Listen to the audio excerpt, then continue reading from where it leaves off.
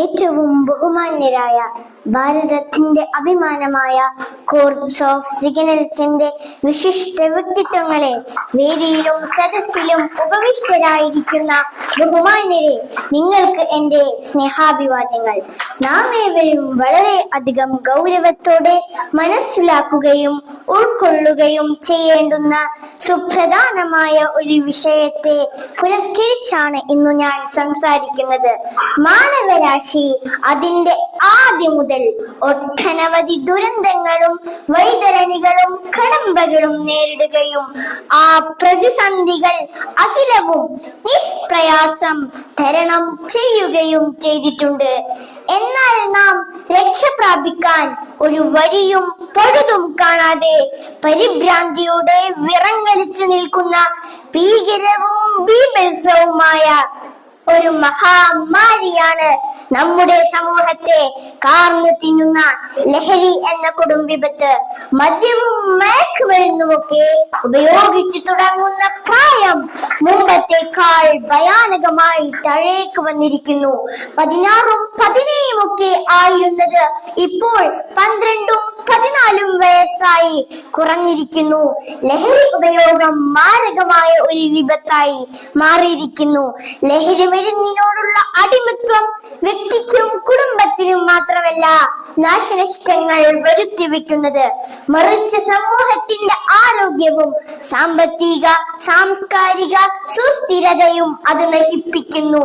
തുടക്കത്തിൽ രസത്തിനും കൗതുകത്തിനും ഉപയോഗിക്കുന്ന ലഹരി മരുന്നുകൾ കവർന്നെടുക്കുന്നതും തകർത്തെറിയുന്നതും ജീവിതത്തിന്റെ സർവ വർണ്ണങ്ങളെയും അഭിലാഷങ്ങളെയുമാണ്.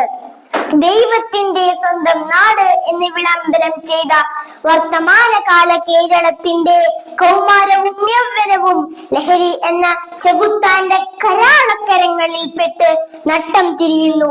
ജന്മം നൽകിയ മാതാവിനെ ജനിപ്പിച്ചതിന്റെ കടം വീട്ടാൻ ഞാൻ കഴുത്തറുത്ത് കൊന്നിരിക്കുന്നു എന്ന് പൊതുസമൂഹത്തോട് പൈശാചികമായ ചേഷ്ടയിൽ വിളിച്ചു പറയുന്ന യൗവനവും പ്രിയപ്പെട്ട മാതാവിനെ ചുറ്റികൾക്ക് തലയോട്ടി അടിച്ചു പൊട്ടിച്ച് കൊലപ്പെടുത്ത ശ്രമിക്കുന്നതും, ഒരേ ഉദരത്തിൽ ജനിച്ചു വളർന്ന പ്രിയപ്പെട്ടവനായ തന്റെ കുഞ്ഞനുജന്റെ കപാലം ചുറ്റികക്ക് അടിച്ചു പൊട്ടിച്ച് നിഷ്കരുണം കൊന്നുകളയുന്നതും, വാർദ്ധക്യത്തിലെത്തിയ മുത്തശ്ശനെയും മുത്തശ്ശിയെയും തല്ലിക്കൊല്ലുന്നതും, ഒരേ ഉദരത്തിൽ ജനിച്ചു വളർന്ന് കൂടെ ജീവിച്ച തന്റെ സഹോദരിയുടെ പുണ്യമേനിയിൽ രതിക്രീഡയാൽ നൃത്തമാടുന്നതിലേക്കും കേരളത്തിന്റെ കൗമാരത്തെയും യൗവനത്തെയും സാംസ്കാരികമായി തകർത്തെറിഞ്ഞത് ലഹരി എന്ന കൊടും പാഷാണമല്ലാതെ മറ്റാരാണ്?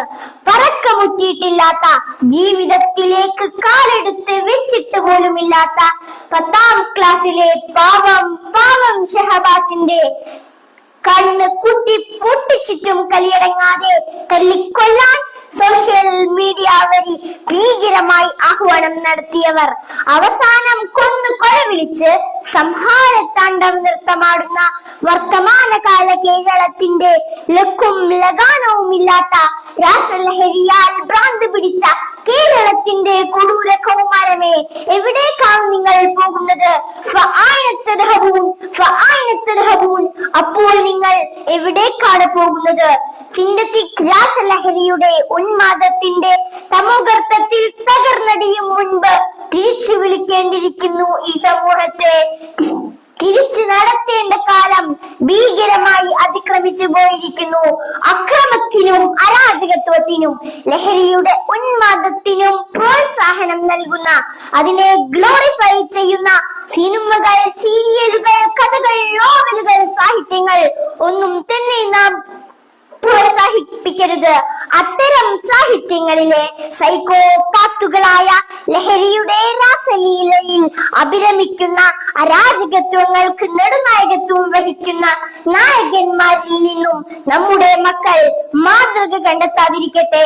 നമ്മുടെ മക്കളെ അവയുമായി സമീപിക്കാൻ പോലും നാം അനുവദിക്കരുത്. കുഞ്ഞുനാളിലെ ഈ അവബോധം നമ്മുടെ മക്കൾക്ക് കർശനമായി പകർന്നു നൽകുക. ജീവിതമാണ് ലഹരി, ജീവിതമാണ് ലഹരി എന്ന സുന്ദരമായ പരമാർത്ഥം നാം ജീവിതത്തിലേക്ക് പകർത്തുന്നതോടൊപ്പം മറ്റുള്ളവരിലേക്ക് പകരാനും പ്രയത്നിക്കുക. നമ്മുടെ കൗമാരങ്ങളുടെയും യൗവനത്തിന്റെയും അടിവേരറുക്കാൻ ഉരുമ്പിട്ടിറങ്ങുന്ന പിശാചിന്റെ സന്തതികൾക്കെതിരിൽ അതിശക്തമായ നിയമങ്ങൾ ഉണ്ടാവട്ടെ. അത്തരം നരാധനന്മാർക്ക് 200 ഗ്രാം മട്ടനും 400 ഗ്രാം ചിക്കനും കൊടുത്ത് സുഖലോലുപതയിലേക്ക് ആനയിക്കുന്നതിന് പകരം വേണ്ടി വന്നാൽ നടു റോട്ടിൽ പട്ടട ഒരുക്കുക.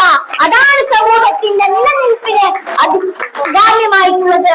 ലഹരി വിമുക്ത നവകേരളം പുനഃസൃഷ്ടിക്കാൻ നാം ഓരോരുത്തരും ഒത്തൊരുമയോടെ പ്രവർത്തിക്കുക, പ്രാർത്ഥിക്കുക, പരിശ്രമിക്കുക.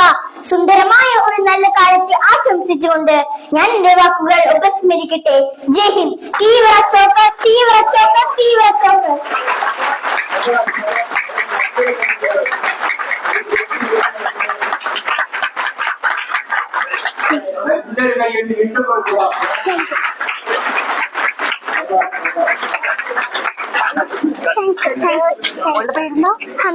ഏത് സ്കൂളിൽ പഠിക്കണേ?